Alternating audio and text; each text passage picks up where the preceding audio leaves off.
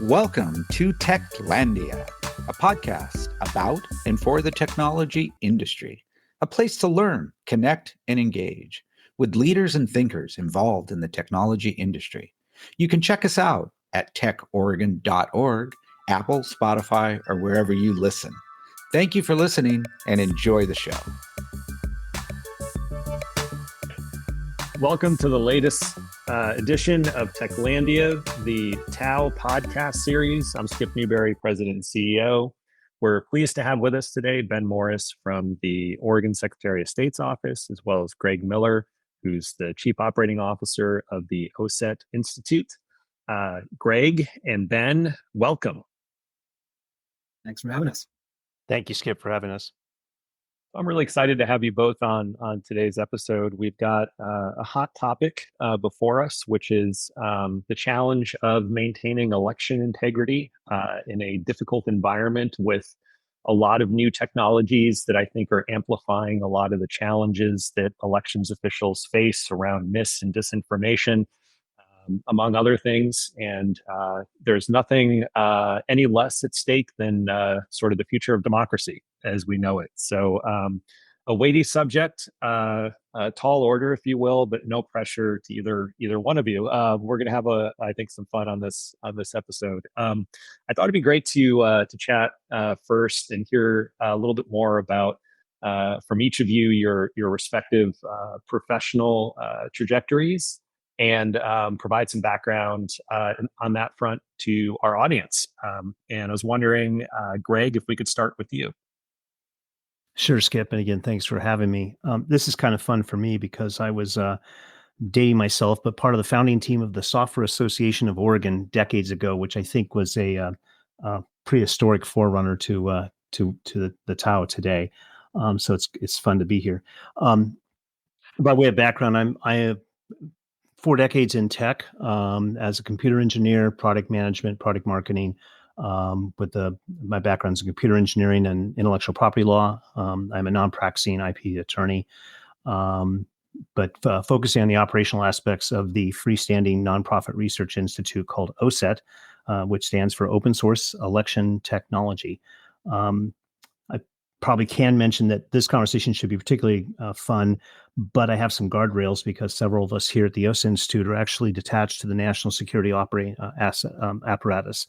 And that means that some of us have more that we know than we can talk about, but it will give us some ability to go into some of the issues here that you've raised topically for this episode. Fantastic. And Ben. Yeah, thanks so much for having me. So my name is Ben Morris. I'm the Chief of Staff for Oregon Secretary of State LaVon Griffin Valade. Our office oversees the State Elections Division, and we work in coordination with every single county elections office in Oregon to administer our elections. Prior to working in state government, I spent about 10 years working on political campaigns, so the other side of the equation. So I think it's an interesting background for this conversation. Hopefully I can bring some good perspective to it. Excellent. Well, Ben, I was wondering if we could start with you. What are some of the things that are top of mind for you and your team in this election year? Well, every election year, the biggest concern, to be perfectly honest with you, is do we have enough capacity to do all the things we need to do to administer an election? So in Oregon, we have a vote by mail system. So we'll mail out about 3 million ballots. We'll mail out the voters pamphlet, which actually has just hit mailboxes this week. We're recording this on April 30th, so that should be hitting folks' mailboxes right now. And as we get into the next steps, just collecting those ballots, getting them all counted, and getting the results posted on time. Those are the biggest concerns. Thank you for that. And it's interesting that, Oregon does have this tradition of vote by mail, first state in the country to go that route. And I'm wondering, are there any other sort of specific technology related issues to vote by mail that you're at all concerned about in this day and age? Yeah, well, vote by mail is a pretty rudimentary system. It mostly happens on paper. So it's not a particularly technologically advanced system, which has some advantages to it. It's very difficult to hack paper. I think when it comes to technology, the big concern for us is in mis and disinformation, the proliferation of false information about our election system. This has been a concern for decades. It has become increasingly a problem for us since the 2020 election. We have seen a massive spike in voter outreach based on misinformation over the last 4 years. We have seen a significant increase in threats and harassment targeting election officials as a result of false information.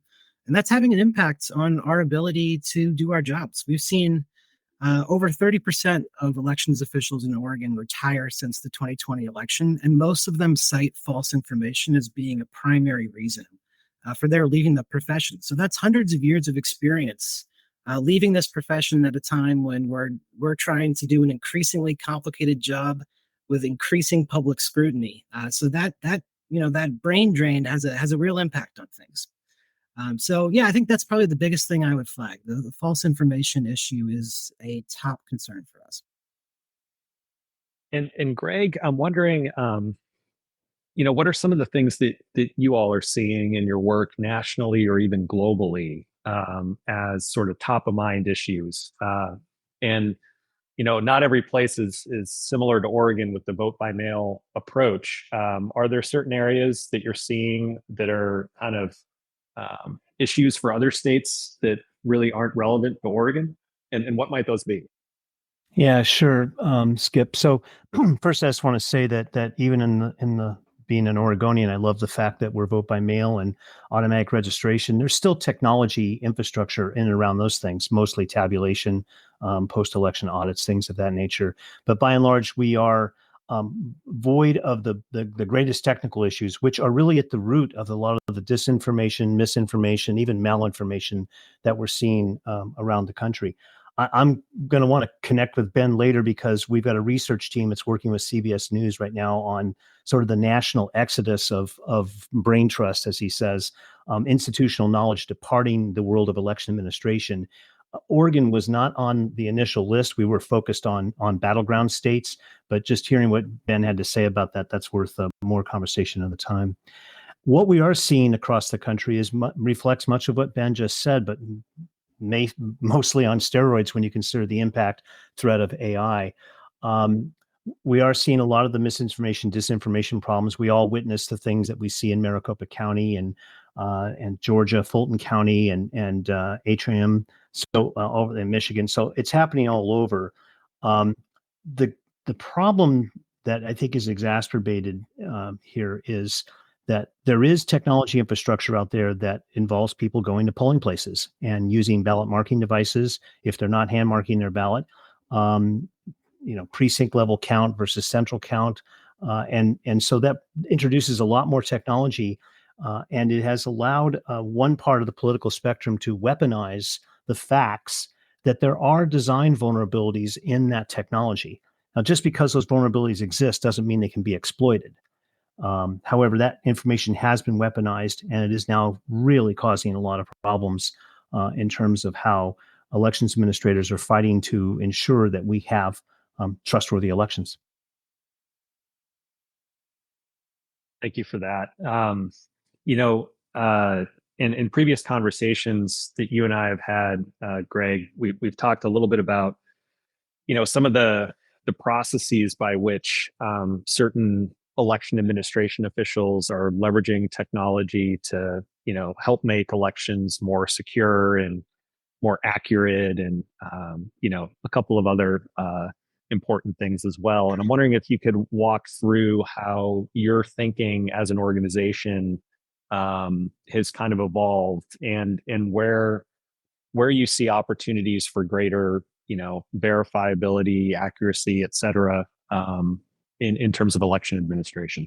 Sure. So, I mean, our entire mission is predicated on the concept that transparency is a paramount ingredient to trustworthy elections. In fact, elections officials over the years, some 200 around the country that we work with, have taught us that there is a four corners test to a trustworthy election. An election is said to be trustworthy if and only if it is verifiable, accurate, secure, and transparent in process. Few systems today can meet two of those footings, let alone all four.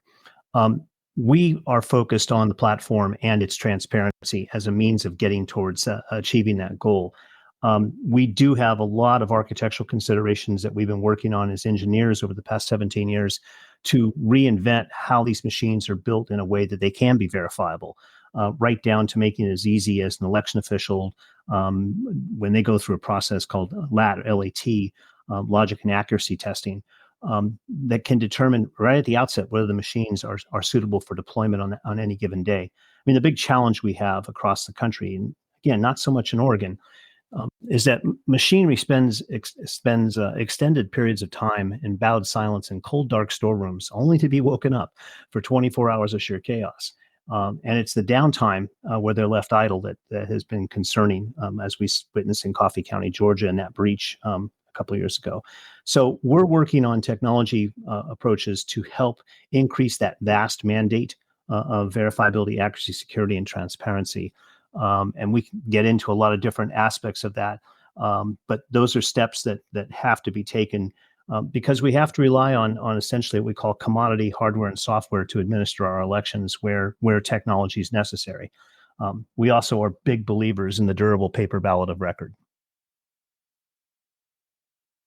Yeah, I loved Ben's comment that paper is not hackable. Is an alternative.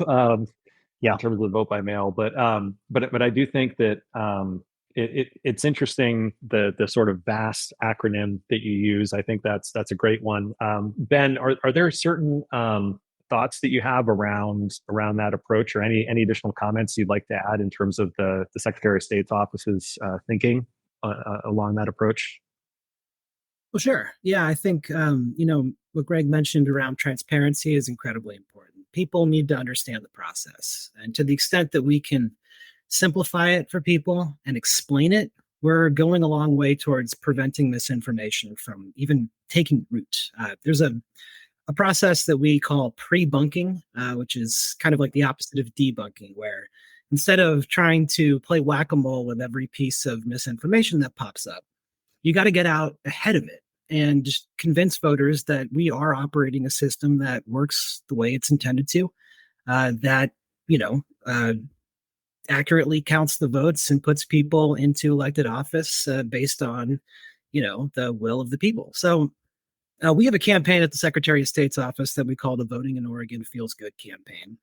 It is a PSA campaign using advertising on social media, TV, and print radio, to basically just land that message with people and try to explain some of the concepts around how our election system works, so that if they're later exposed to misinformation, they're more likely to reject it because they've already learned from us that the system is working the way it's intended. So that transparency piece is incredibly important, and it's one of our key strategies for how to combat misinformation. That's right. So I was wondering if we could shift a little bit to something that both of you kind of alluded to, which is the tendency of artificial intelligence to kind of accelerate a number of underlying issues that you've seen kind of increasing in nature and frequency over the course of several years now, which is related to mis and disinformation. And so I'm wondering if there might be some sort of additional color commentary that each of you could provide in terms of some of the ways in which you're seeing the application of AI as it relates to risks to the election system, specifically as it relates to the proliferation of false information.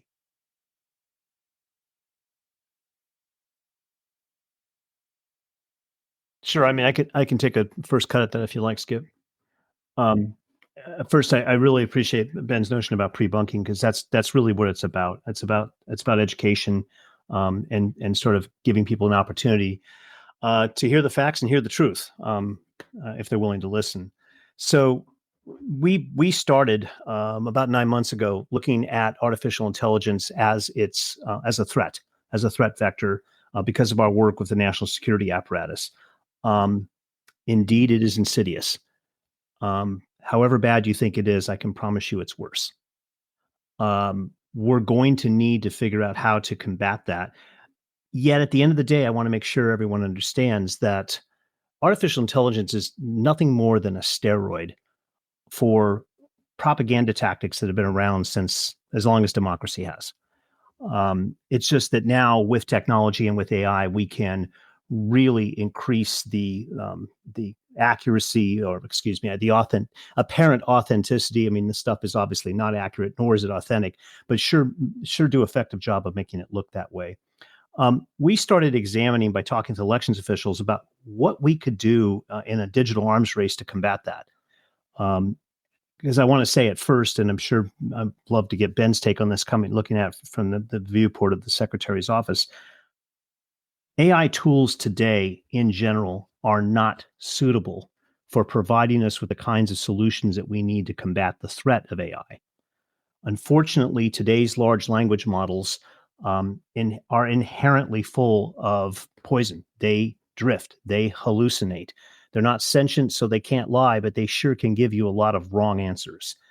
And so the challenge that we have in trying to apply generative AI to help with the administration of elections is the infiltration of bad data, of all the stuff we want to avoid. At the OSet Institute, we have taken an approach with our computer scientists that is novel and unique, but it is increasingly common to service agents and building natural language agents to assist in certain capacities. And so there are solutions out there. We're working on one. But I just want to set the table by saying the challenge we have today is relying on ChatGPT or typical large language models and tools as they're currently provided from the tech titans is just not a good idea. And every time we turn around and hear about the possibility of a state or a jurisdiction thinking about doing something, we cringe, because that is not going to have a happy ending, as evidenced by the many experiences we've seen in just the past few months between Gemini and Bard, several different platforms that have just produced silly results. And Ben, I'm wondering if there are certain sort of areas that are particularly pernicious that you're talking to your peers around the country about, that is kind of like bubble to the top when it comes to potential risks to AI. Anything different than sort of what Greg is highlighted? Yeah, there are two areas of concern for me. So one is misinformation, which I think Greg was speaking to in his response, where right now, if you Google how to register to vote in Oregon, you'll get a card right at the top that is created by a human. Someone at Google actually reaches out to us every year to make sure that the information they have there is up to date, that it's linking to official sources, and it's reliable.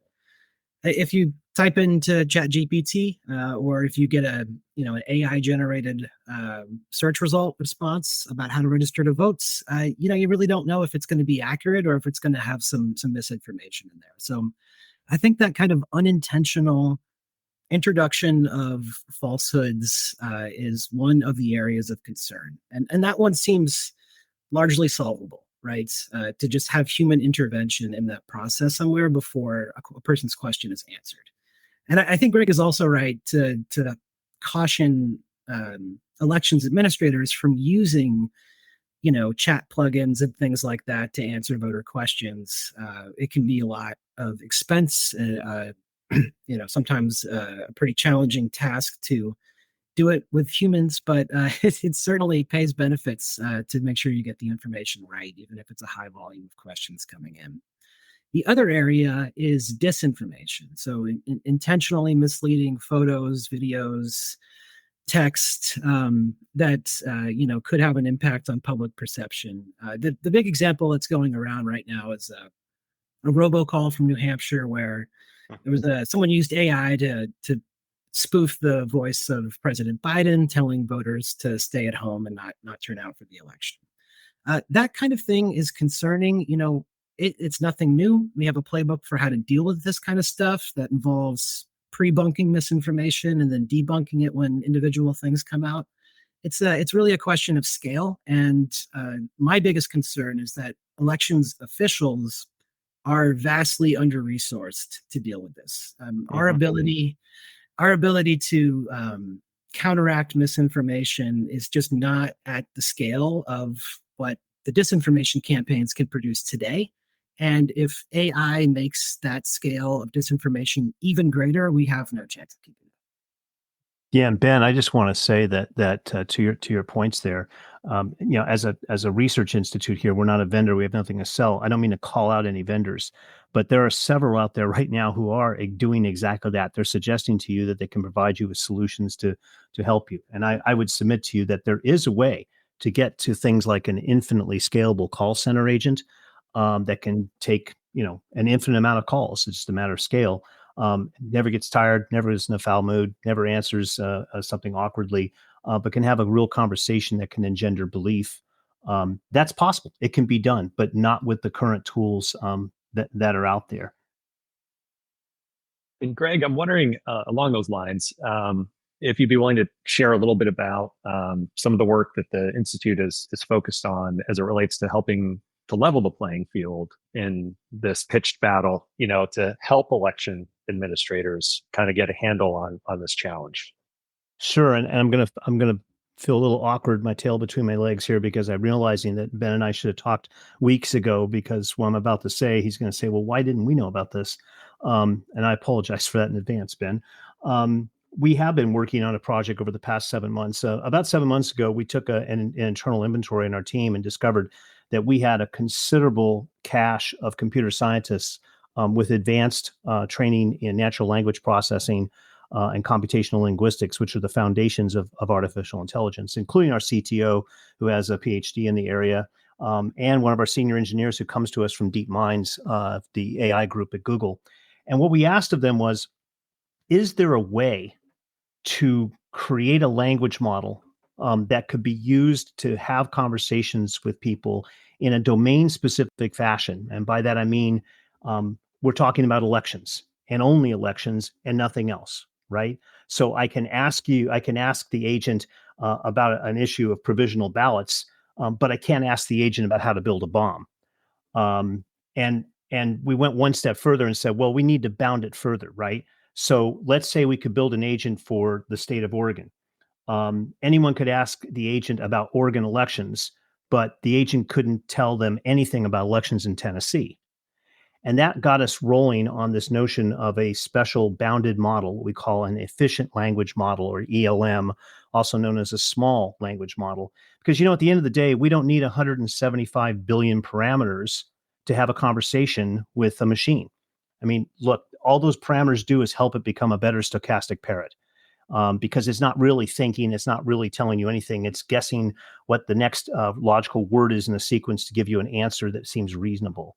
So we said, well, what if we could contain that model? And so it works like this. We have something called the Rosetta architecture that we are currently focused on about a half a dozen swing states, with putting up a pilot for them in the fall after Labor Day. Rosetta has produced an agent called Ella. Ella is the agent that you can talk with. You can call her, you can text her, you can email her, you can go to a web app at the state portal and interact with her. You could even use a mobile app. So it's multimodal. That model that Rosetta produces is a knowledge base of all of the laws and regulations and procedures, protocols, policies, polling place information, everything for a jurisdiction, either county for some states or entire states for others that are more top-down oriented. That becomes something called the KB, or knowledge base. We then bind that with a small language model. And because we're open source and everything we do is fully transparent, so you can see exactly how it works, we'll probably be using an extract of something called Llama, an open source model from Meta. And what we do is we strip that down so that we have enough parameters so that all the model is good for is having a conversation, allowing it to converse with you using something called conversational AI. So we bound those two things together. We now have a model that is like state specific, and you can have a conversation with her about elections in that state, anything you can imagine, plus the federal overlap. And what we realized is that wasn't even enough. And I'll go into that in a second, but we realized we had to address the inoculation step. How can we help inoculate people from believing things that aren't the case? And that involves a secondary model. But I want to pause there because I'd love to get Ben's feedback on that. Yeah, I mean, I think these things are definitely headed in that direction, and there are exciting opportunities to use tools like the one you're describing to increase capacity.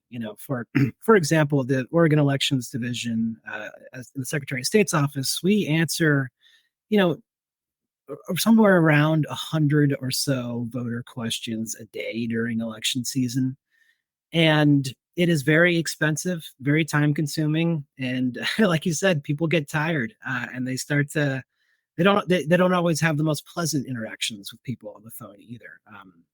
So tools like this are very interesting, and I think an interesting way to deal with that one-to-one conversation, which we do know from experience that these one-to-one conversations have more of an impact on people than like a big PSA campaign or a social media campaign might.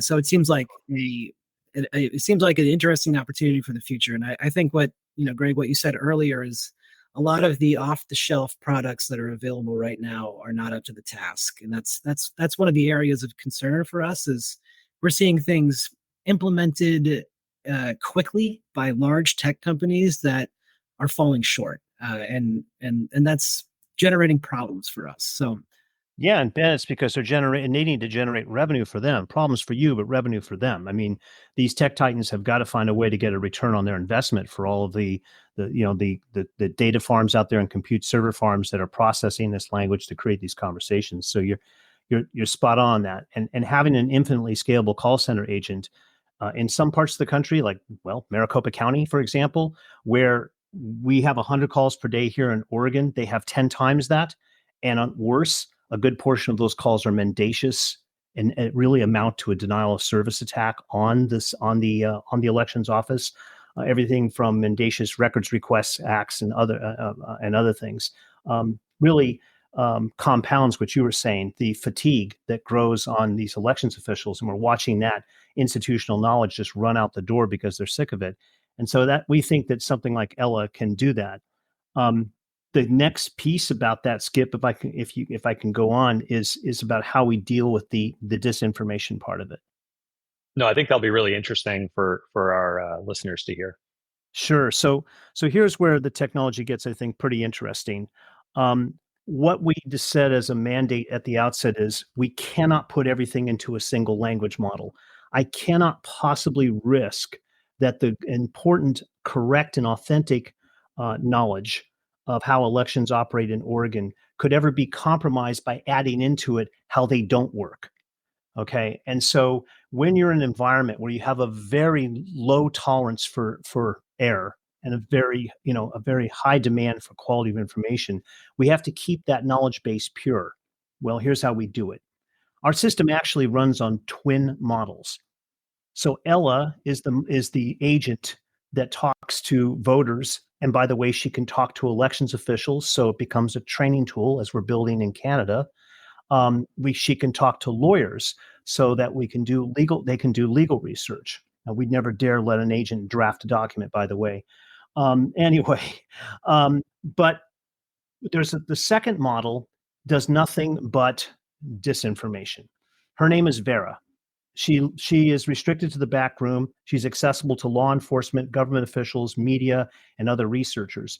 But Vera's lot in life is to be continuously updating her knowledge base with a half a dozen feeds from around the world of different organizations who are soaking up listening across the internet, across all media channels of every kind of conspiracy theory, misinformation, disinformation, malinformation, and flat out kraken.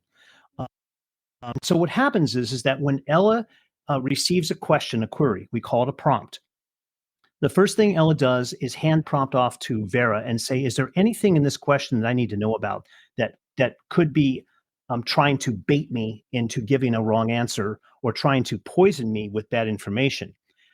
Vera then returns to Ella her response to allow Ella to form her answer in such a way that she gets the good information across. And what we do then for the inoculation step is that for every conversation that Ella has with you, Ben, she will send you a set of links at the conclusion of the conversation, because although it's audible, you're actually talking with one another, speech to text, text to speech. She's also giving you, at a place of your choosing, links to the conversation so that you can follow up later.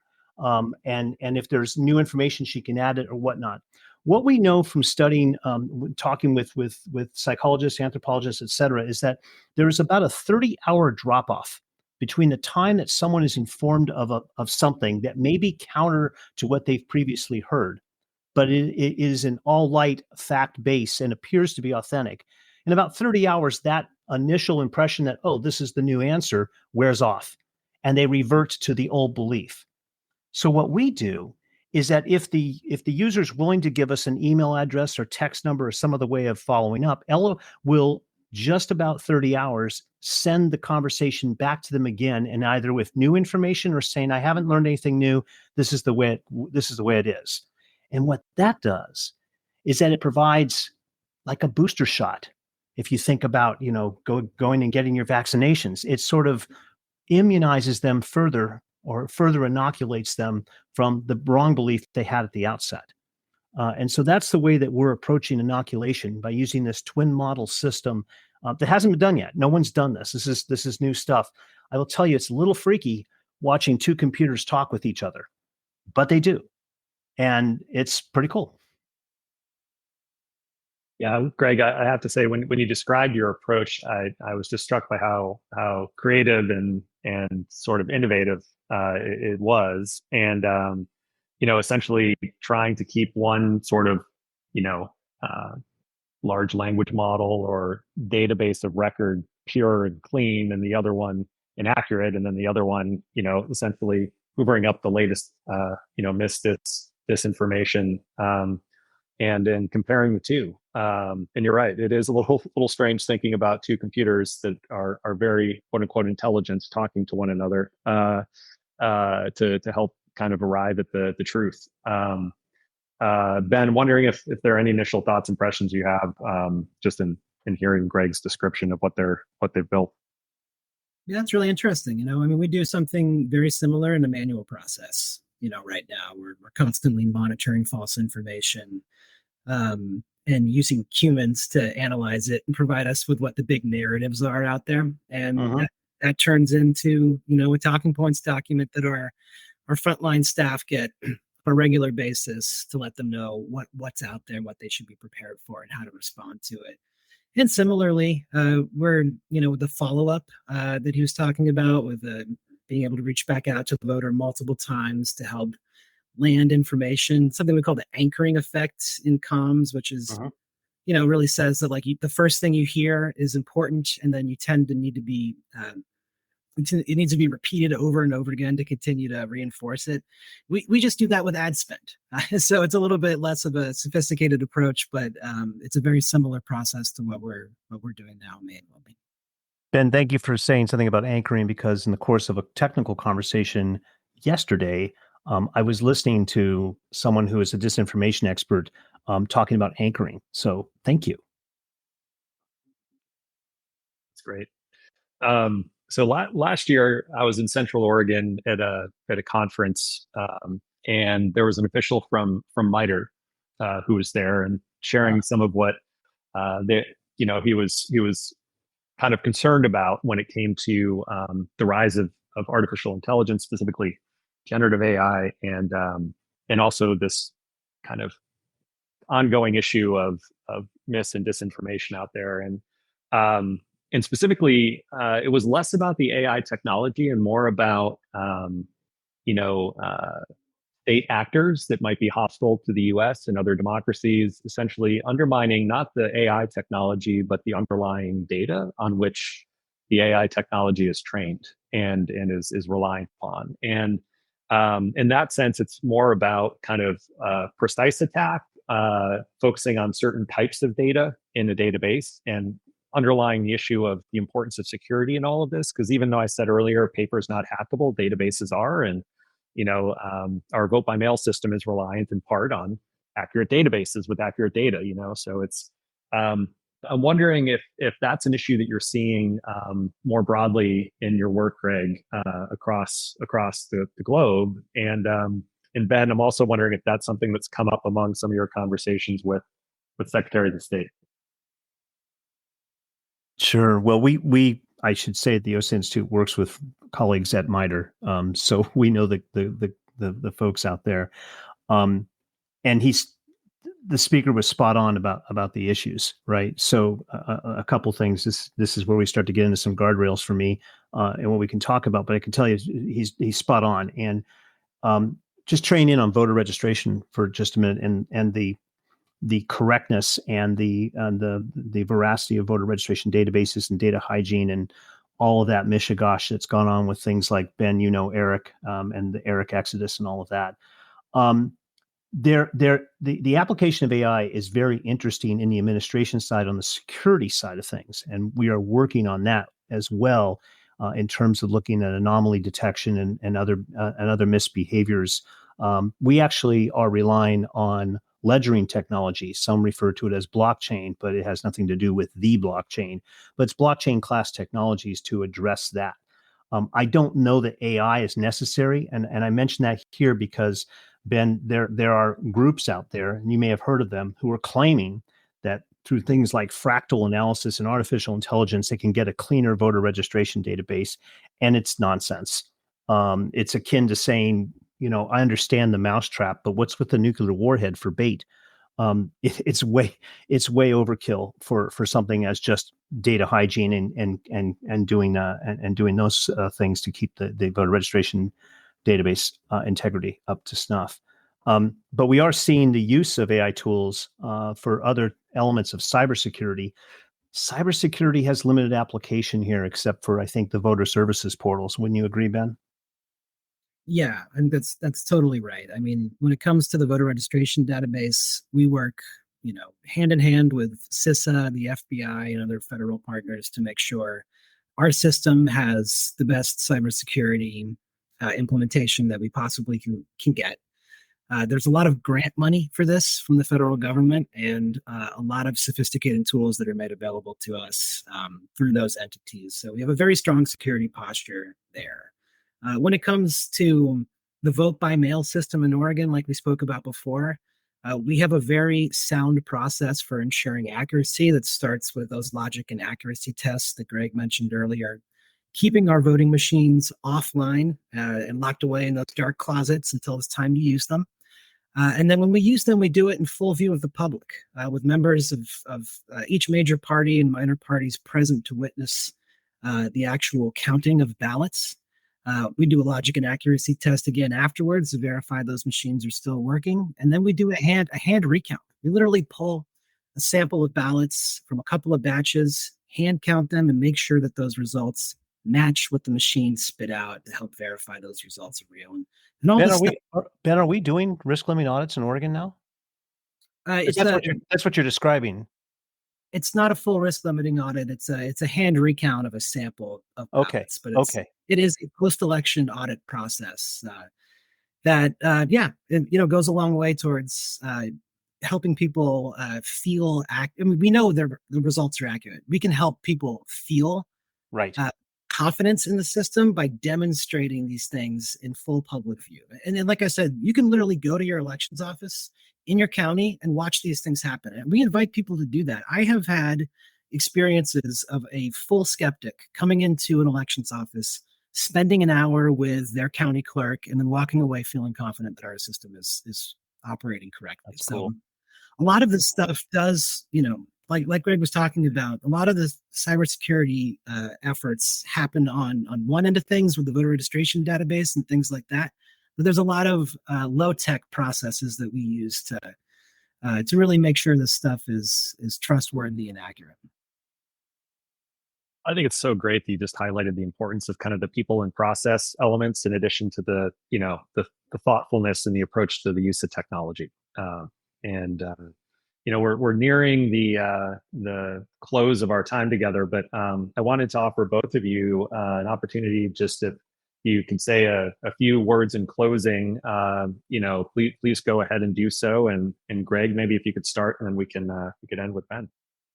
Sure. I think for the listeners out there, and we have to face the reality that this is the most consequential election in history. I know we say that every cycle, but I think you only have to look around right now and see what's before us to understand how incredibly important that is. And how does that translate into the listener? Being informed, understanding the reality of things, having value-based conversations with everyone, and not talking at people, but talking with people to understand how things work. And I just can't say enough that all the technology in the world isn't going to make an election trustworthy. What's going to make it believable is people understanding things the way Ben just described, and understand that in Oregon we're blessed to have a system that I think is pretty rock solid, reliable. And lastly, I just want to say that going back to our mission of Code Causes Change, the reason that we're working every day to try to build better technology for public consumption is that trust is what black box proprietary systems and processes demands of people. Belief is what glass box transparent systems and processes delivers. Very well said, Greg. I would just emphasize that the voting system in Oregon is maybe the gold standard voting system in this country. We have exceedingly rare cases of voter fraud. We know our results are accurate, and we know voting in Oregon feels good. And this is evidenced by the fact that we have some of the highest voter turnout in the country. It's a homegrown system. We were the first state to create vote by mail. We were the first state to create automatic registration through the DMV. We have, long been a leader in democracy reform in Oregon. It's something that we can be very proud of, and we can continue to build on in the future. Amen. Well, thank you both for taking some time out of your busy schedules to join us. This has been an incredibly interesting conversation, at least for me personally, and hopefully the same goes for our listeners. Again, thank you so much. It was a pleasure to have you on. Thank you, Skip. All right.